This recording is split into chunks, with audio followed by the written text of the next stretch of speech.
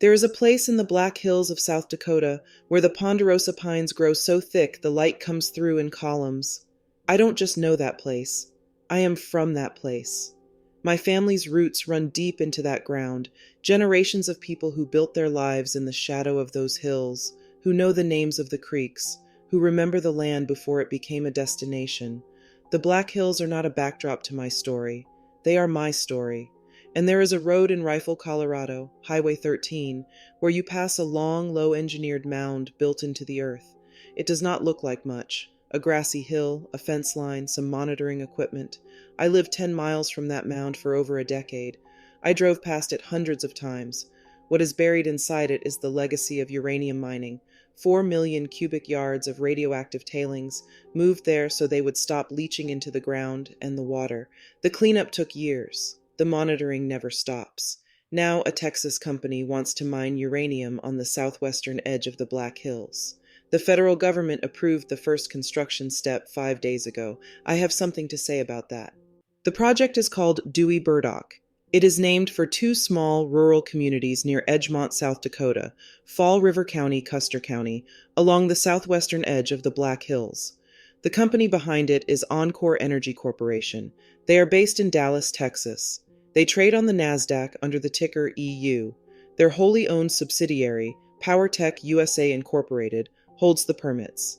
This project has been in regulatory and legal limbo for nearly 20 years.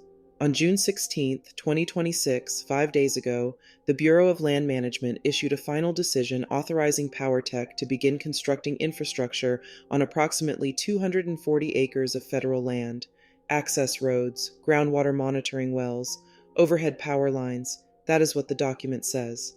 The document also says this: no uranium extraction is authorized, no production well fields, no processing facilities, no wastewater impoundments, not yet, but the machinery is now moving.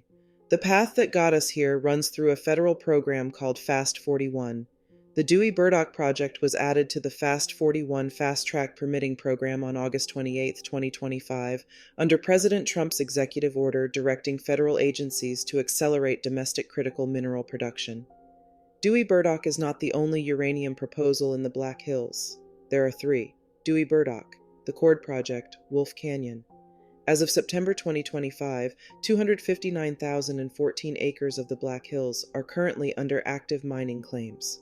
That is approximately 17% of the entire Black Hills region. 17%. The method enCore Energy plans to use is called in situ recovery, ISR. You will hear the company describe it as minimal surface disturbance, low impact, clean. Here is how it actually works. Wells are drilled into the ground. A water-based solution is injected underground into the sandstone ore bodies where the uranium sits. That solution dissolves the uranium in place. The uranium-bearing water is pumped back to the surface, processed, and the water is returned underground. The company says the water goes back in, restored, contained, safe. Now let me tell you about the geology of the Black Hills, because it is not like anywhere else ISR has operated. And the U.S. Geological Survey has documented exactly why that matters. The Black Hills sit on top of 2 major aquifer systems, the Madison and the Minaloosa. These are not isolated, brackish sandstone formations tucked under a Wyoming desert. These are living, moving, cave-connected water systems that supply municipal water to Rapid City, Spearfish, Hot Springs, and the communities around them. Wind Cave National Park draws from the same system. Ranchers, fish hatcheries, and agricultural operations across western South Dakota depend on these aquifers. The USGS has studied the Black Hills hydrology since 1990. Their findings are on the record. The Madison Aquifer is especially vulnerable to contamination in the Rapid City area because of, and I am quoting the USGS directly, direct connections to potential surface contaminants through streamflow loss zones and fast travel paths through solution-enhanced openings and fractures. Fast travel paths, solution-enhanced openings, fractures, those are caves.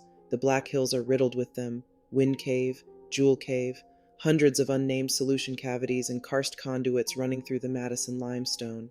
The USGS confirmed hydraulic connection between the Madison and Minaloosa aquifers in the Rapid City area through dye tracing, meaning scientists put traceable dye in one place and watched it travel through the system to another. Spearfish Creek, the creek that runs through downtown Spearfish, that feeds trout hatcheries, that families swim in, is fed almost entirely by groundwater emerging as spring flow from the base of the Madison Aquifer. The sinkholes west of Spearfish that support fish hatcheries and local agricultural water supply originated 500 feet below the surface in the Minaloosa Formation. The water does not know where the permit boundary is. It finds the fractures. It finds the caves. It moves. The ISR operations that have been approved and operated in Wyoming and Texas were sited in hydrologically isolated sandstone formations with no karst connectivity, no cave systems, no fast travel conduits linking them to municipal water supplies miles away. The Black Hills are not Wyoming. The Black Hills Clean Water Alliance has been asking this geology question since 2009. Whether the Dewey Burdock Formation is genuinely isolated from the Madison and Minaloosa systems is the question the BLM approval issued June 16th does not answer. It authorized roads and monitoring wells. The extraction permit, the one that goes underground, has not been issued. Rapid City is drinking from this aquifer. Spearfish Creek runs on it.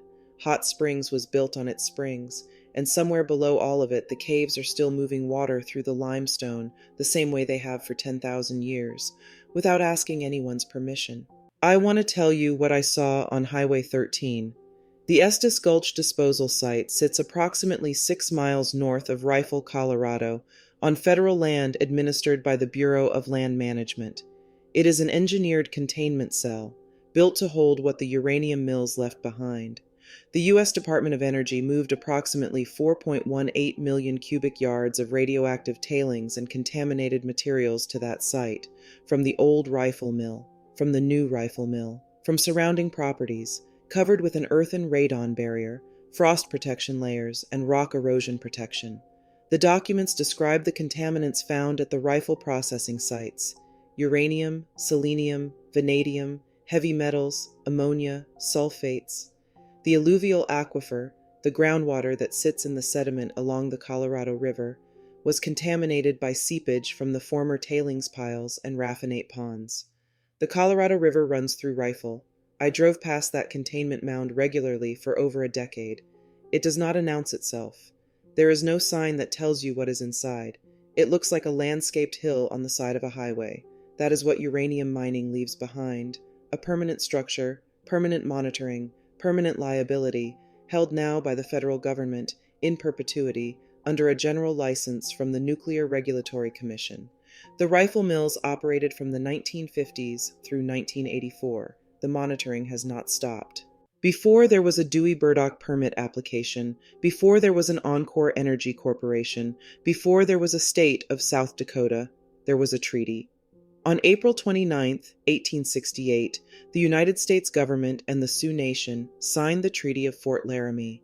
It is held today in the National Archives in Washington, D.C., Record Group 11. The treaty established the Great Sioux Reservation. It set the Black Hills aside, and the language of the document is specific for the absolute and undisturbed use and occupation of the Sioux Nation. By 1877, Congress had taken the Black Hills. The treaty required the signatures of 3/4 of all adult male Sioux to cede any portion of the reservation. The historical record shows approximately 10% signed.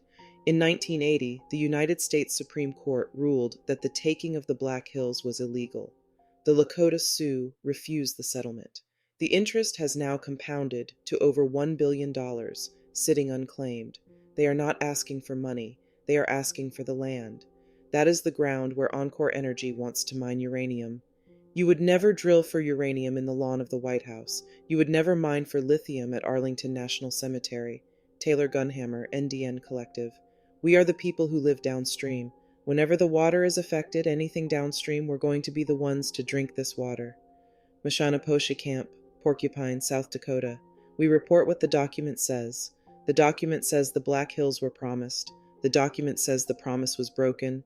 The document says the people are still here, still downstream, still asking the same question. Here is the pattern the documents show. Uranium is extracted. The company profits. The operation closes. The tailings remain. The contamination spreads slowly through soil and groundwater over years and decades. The federal government steps in, eventually, with a remediation program funded by taxpayers. The monitoring never ends. The liability transfers to the public. The community absorbs what the company left. That is not speculation. That is the documented history of Rifle, Colorado, of Grand Junction, of the Navajo Nation, of 24 abandoned uranium mill sites across the American West, remediated under the Uranium Mill Tailings Radiation Control Act of 1978. The question this episode cannot answer, because no permit application can answer it, is this. In 50 years, when the uranium is gone and the company has moved on, who will be left holding this? The answer, every time the documents are read, is the same. The community, the water, the land, and whatever we decided was acceptable to leave behind. The documents are in the description. This is Words with Wentz. Know the truth. Let the signal cut through the noise. Reading between the lines. Every story leaves a trace, unlocking time and space, finding truth with Wentz.